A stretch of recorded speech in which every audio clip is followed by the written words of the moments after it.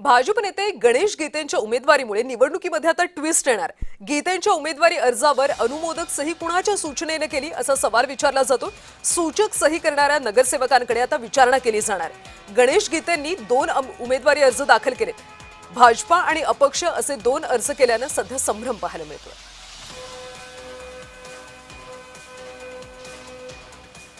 आणि या सगळ्या संदर्भात आपण अधिकची माहिती घेऊयात आमचे नाशिकचे प्रतिनिधी किरण गोटूर यांच्याकडून। किरण, खरं तर गणेश गीते यांनी 2 उमेदवारी अर्ज भरले, त्यामुळे संभ्रम निर्माण झाला। सध्या नेमकी काय राजकीय परिस्थिती पाहायला मिळते? कल्याणी मागच्या काही दिवसांपासून खरं तर नाशिकच्या या विधान परिषद जागेवरून भाजप आणि शिवसेनेमध्ये तणाव वाढलेला होता, संघर्ष वाढलेला होता। पण अखेर नाशिकची ही जागा शिवसेनेकडे गेल्याने शिवसेनेने आपले जे अधिकृत जे उमेदवार आहेत नरेंद्र दराडे यांच्या नावाची घोषणा केली आणि त्यानंतर आज नरेंद्र दराडे हे आपलं उमेदवारी अर्ज दाखल करणार आहेत।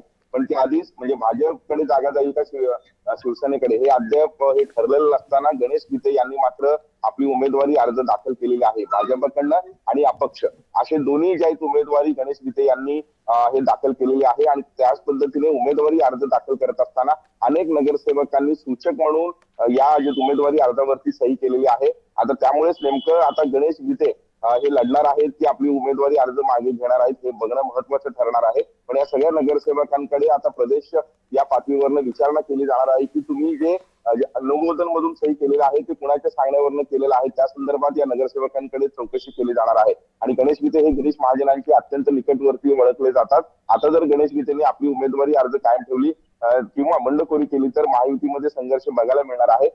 त्यामुळे आगामी काळात आणखी या सगळ्या संदर्भात काय काय घडामोडी करतात खरं तर गणेश गीते यांना गिरीश महाजन समजावून सांगतात का किंवा गणेश गीते यांना आपली उमेदवारी अर्ज मागे घ्यायला लावतात का हे बघणं महत्वाचं ठरणार आहे। खरं तर किरण, अनुमोदक म्हणून ज्या नगरसेवकांनी सही केली त्यांच्याकडे विचारणा होणार आहे असं तुम्ही म्हणालात, कारवाई सुद्धा काही होऊ शकते का?